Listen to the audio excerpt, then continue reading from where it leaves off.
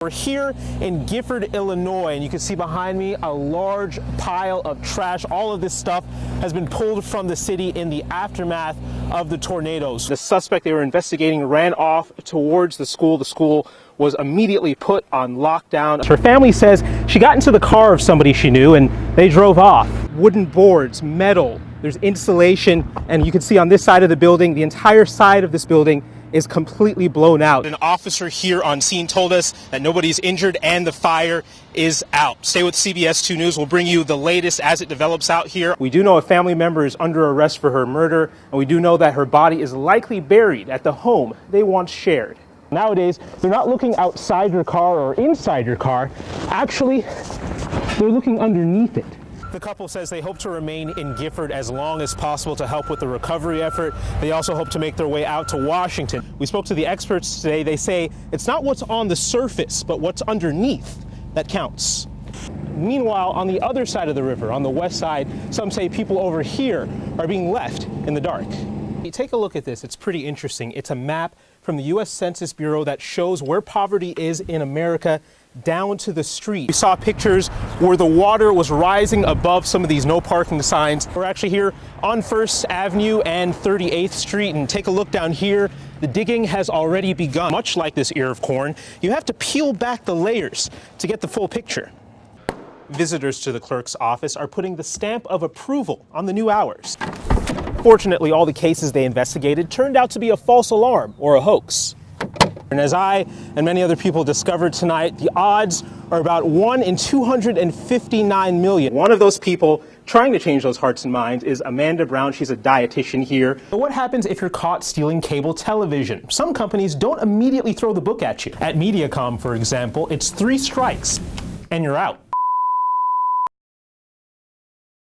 3 decades have culminated in regret for Travis Hoying, because after all these years, there's only one thing he wanted to say to T-Bone Taylor before he died. One thing he wanted to say to the man that stole his father from him. I didn't get to do what I was called to do, what I really wanted to do, and that was meet him face to face and forgive him. That desire to forgive weighs on his mind, even though Travis was only 3 when it happened. His childlike innocence sticks out against a backdrop of tragedy. My last memory is at the funeral of grabbing my uncle's hand and saying, "Come look at Daddy, he's sleeping, he looks really nice." For others, the memories are more visceral. I don't walk in the front door without looking at the plaque out there, without thinking about it. Waterloo Mayor Buck Clark was on the force back in 1981. So was Captain Tim Pillack. When it's one of our own, from our department, it does hit home. Both men remember the officers. Wayne Rice was a kind of a large, jovial guy. And both remember the events. Pillack says the search for the cop killer was extensive and at times difficult. Middle of July, it was hot, and the corn was, the corn was quite high, so we had to use tractors, farm equipment. Taylor was eventually found in an abandoned house in LaPorte City and was sentenced to life in prison. Hoying Rice Field here in Waterloo sits as a tribute to 2 men that lost their lives in the line of duty. It also serves as a reminder of an event that rocked not just several families, but an entire community. That happens in other places, in bigger cities. It doesn't happen in Waterloo, and to have 2 officers that were shot was really devastating. But Clark says it provided a rallying point, an opportunity for the community to support a police department that desperately needed it. Support from his family helped Travis move on, and even though he can forgive, he can't necessarily forget. Just because he died, it doesn't bring us closure. It just closes a chapter. In Waterloo, Jason Hackett, CBS 2 News, 10 at 10. Good evening, Tiffany and Scott. Police wrapped up their investigation for the day at around 5:30. We were out here with them all day as they tried to piece the puzzle of this crime together. Neighbors are also trying to piece things together as their normally quiet existence was anything but. Police cars, caution tape, and body bags among the last things you would expect to see here. Moved over here to get away from all the noise over there. That silence was shattered early Thursday morning. Investigators say just after 6:30, 47-year-old Robert Livingston arrived at the home of his mother-in-law, 73-year-old Linda Huber. Livingston's wife, 41-year-old Ingrid Livingston, was also at the home at the time. Then the unthinkable. Robert Livingston entered the home, shot Linda Huber, and then shot Ingrid Livingston before he turned the weapon on himself. Police say 2 children in the home at the time were not injured. The entire block was shut down by police for hours. They were still here when I got home. As investigators went back and forth into the house, piecing the puzzle together, neighbors watched on with what can only be described as a mix of curiosity and shock. I thought we had a nice neighborhood. It was just a surprise to us out here because nothing ever happens out here. Their thoughts soon turned towards the children inside the home during the shooting. I just hope the kids have some place to go.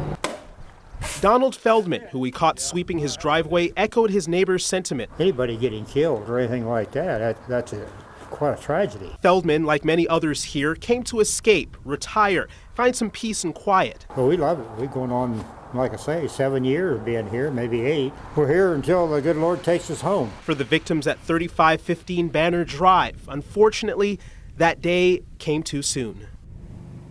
Now tonight, police are not telling us the motive or the type of gun used in the shooting. They're also not telling us the status of the Livingston's children. Of course, the investigation is ongoing. We're covering the corridor tonight in Cedar Rapids. Jason Hackett, CBS 2 News, 10 at 10. There was no sweeter sound today than the hum of a working car engine. But it's a luxury that many in the corridor weren't afforded. Very frustrating.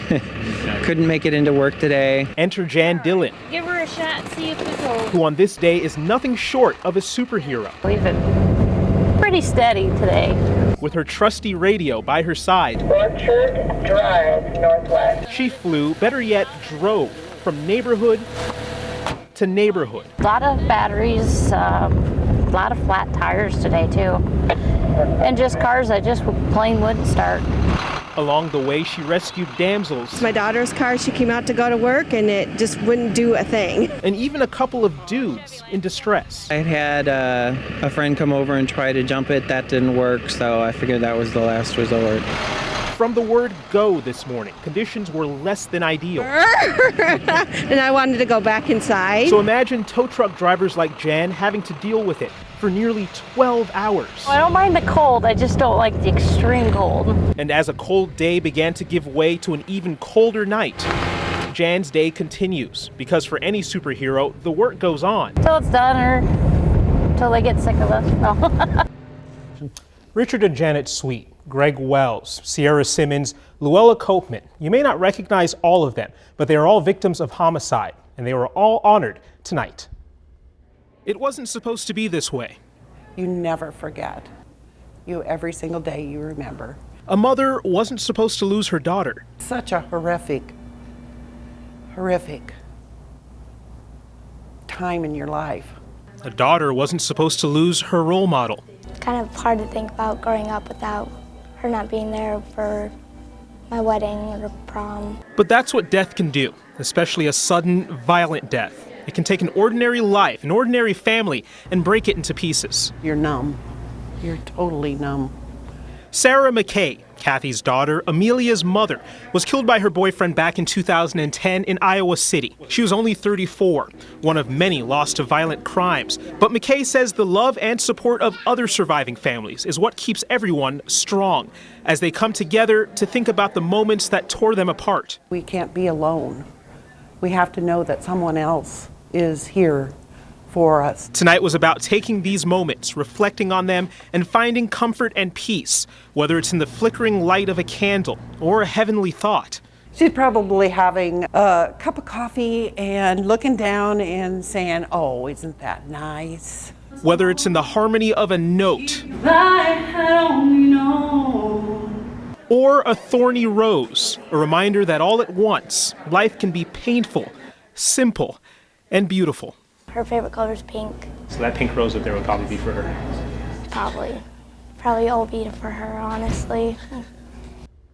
So far this year, Cedar Rapids has seen 7 homicides. That's more in 4 months than the area has seen in any given year in recent decades. 3 of those are still being investigated by police. The airport. It's a constant cycle. People come and people go. It can be the scene of both happy hellos and grim goodbyes. But Wednesday night is different. So Grandma's going to greet him up there, and then they're going to turn the corner, and then... E6 Staff Sergeant Rick Ryder served in Vietnam from 1969 to 1970. At the time, public opposition to the war was strong, and when Ryder got back home, the welcome was less than warm. His son Kenny was barely old enough to remember. I was 6 months old when he came back, so I didn't get a chance to do any cheering or yelling for him. But that is about to change. Rick was selected for a trip to Vietnam for Purple Heart recipients. It was a chance to visit the country he once marched through as a soldier. It gave his family an idea. He never really got the welcome home that I felt like he deserved. He makes a sacrifice for us, so we all made the sacrifice for him and showed up. So armed with flags, signs, and hats, a soldier got his proper welcome.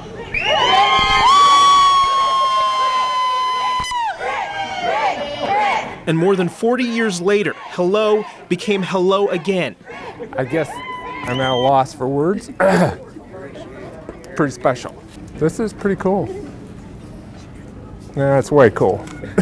In a terminal full of a never-ending cycle of highs and goodbyes, Rick Ryder got the best greeting of them all, one that was decked out in the red, white, and blue he fought for 4 decades in the making. All you gotta do is read the signs. Absolutely, Sadie. It's absolutely beautiful out here. You know, we're still working on confirmation, but this is probably the closest that the Grinch and Charlie Brown have ever been to each other. I'm going to step out of the way so you can take a look at the site behind me. Absolutely beautiful, and it's becoming quite the popular attraction here in Fairfax.